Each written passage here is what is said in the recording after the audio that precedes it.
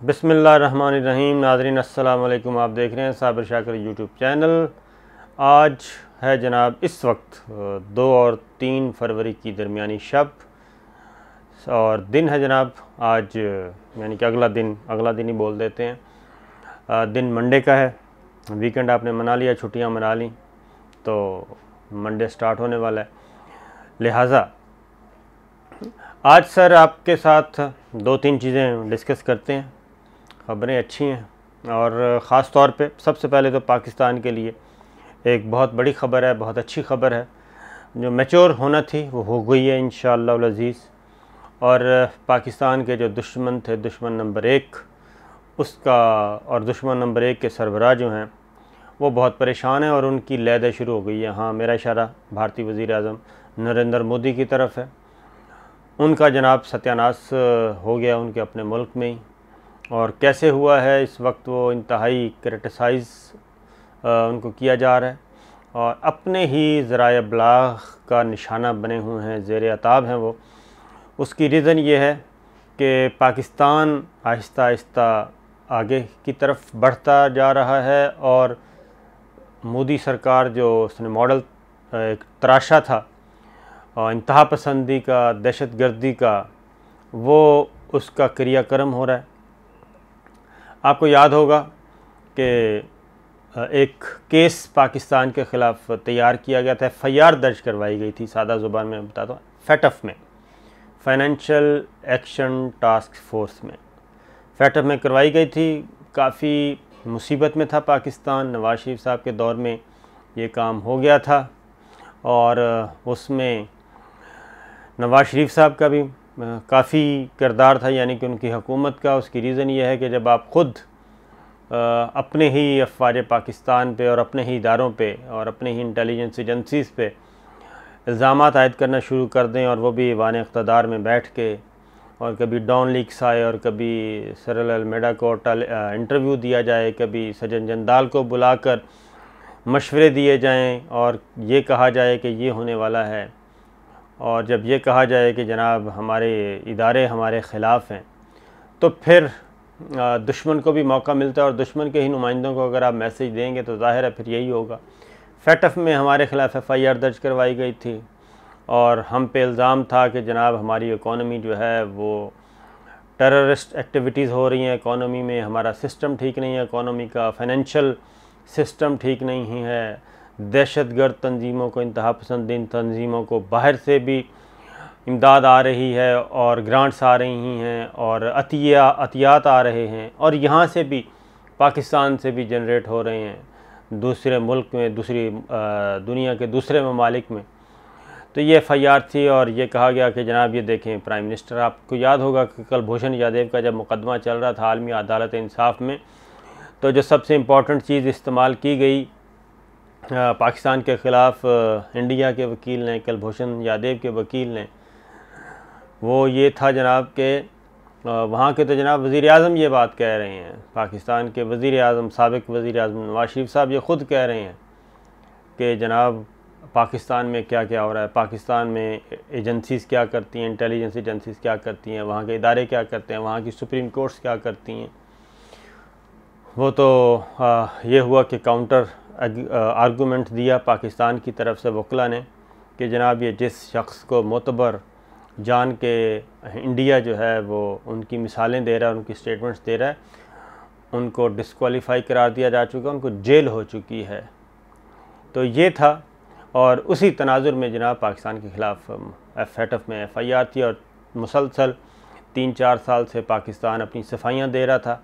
लेकिन हमने आपको बताया था कि वज़ीर आज़म इमरान ख़ान और जनरल क़मर जावेद बाजवा साहब दोनों को क्रेडिट जाता है जनाब, हमारी अफ़वाज पाकिस्तान की मिलिट्री लीडरशिप को भी और सिविल लीडरशिप को भी।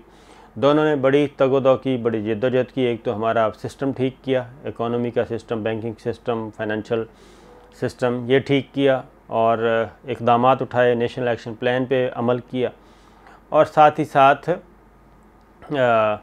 प्रेसिडेंट ट्रंप के साथ मुलाकात हुई वाशिंगटन में जब इमरान ख़ान साहब गए, और फिर ये अभी वर्ल्ड इकनॉमिक फ़ोरम पे प्रेसिडेंट ट्रंप से जब बातचीत हुई तो उसमें ख़ास तौर पे प्राइम मिनिस्टर इमरान ख़ान ने प्रेसिडेंट ट्रंप से ये बात की थी कि जनाब आपने पिछली दफ़ा भी वादा किया था, लेकिन पाकिस्तान को FATF में बदस्तूर दबाया जा रहा है।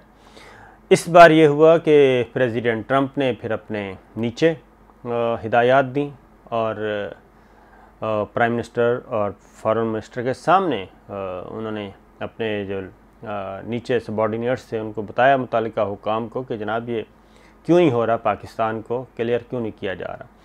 तो उसका अच्छा नतीजा निकला और चाइना, फ्रांस, अमेरिका सब के सब पाकिस्तान के साथ खड़े हो चुके हैं।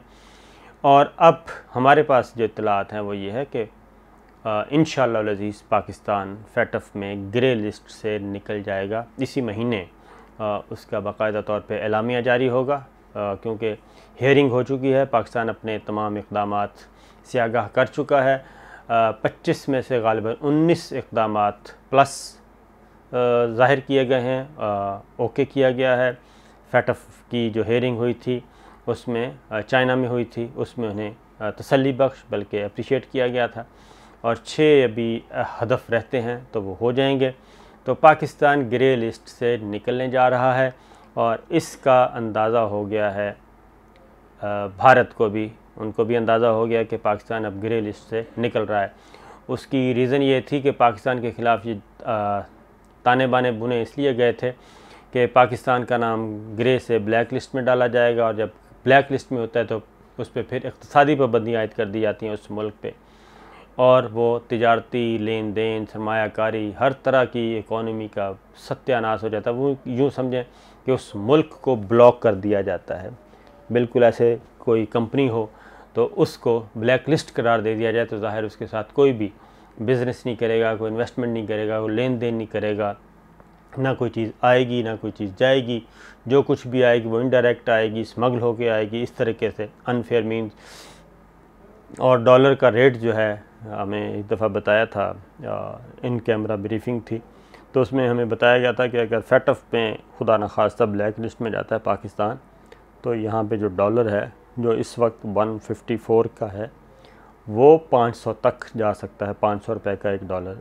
तो इसलिए ये बड़ा एक सोची समझी प्लानिंग थी, लेकिन अल्हम्दुलिल्लाह पाकिस्तान ग्रे लिस्ट से निकल रहा है, वाइट लिस्ट में जा रहा है। ये तलवार जो लटक रही थी वो ख़त्म होने जा रही है, और इसका अंदाज़ा हो गया जनाब भारतीय मीडिया को भी, भारत की गवर्नमेंट को भी। और भारतीय मीडिया ने आसमान जो है सर पे उठाया हुआ है, और वह ब्लेदे कर रहे हैं ऐसे जैसे सफ़े मातम बिछा हुआ है पड़ोसी मुल्क में, और सफ़े मातम भी ऐसा कि बस जिसका कोई रिकवरी ना हो सके। तो इंशाअल्लाह देखें पाकिस्तान की भरपूर ये एक बहुत बड़ी कामयाबी होगी इंटरनेशनल फ़ोरम पे, आलमी फ़ोरम पे, FATF पे, कि पाकिस्तान के ख़िलाफ़ जो FIR इन्होंने दर्ज करवाई थी वो सारी की सारी ख़ारिज होने जा रही है। उसकी रीज़न ये है कि हेयरिंग में, जब हेयरिंग होती थी वहाँ पे इंडिया के जो नुमाइंदे होते थे, इंडियन अहदेदार होते थे, वो सब कुछ केस बिल्ड करते होते थे, क्रॉस क्वेश्चन करते थे। हमारी जो पाकिस्तान की टीम जाती थी अपनी सफाइयाँ देने के लिए। तो ये जनाब एक चैप्टर क्लोज़ होने जा रहा है, और ये बहुत बड़ी ज़बरदस्त बात है। तो इसलिए इमरान खान साहब और जनरल कमर जावेद बाजवा साहब की जो जोड़ी है वो दुश्मनों के सीने में इसलिए खटकती है कि जनाब अगर ये जोड़ी बरकरार रही और अंडरस्टैंडिंग के साथ आगे बढ़ते रहे तो पाकिस्तान क्राइसिस से निकल जाएगा, न सिर्फ क्राइसिस से निकलेगा बल्कि तरक्की की तरफ जाएगा।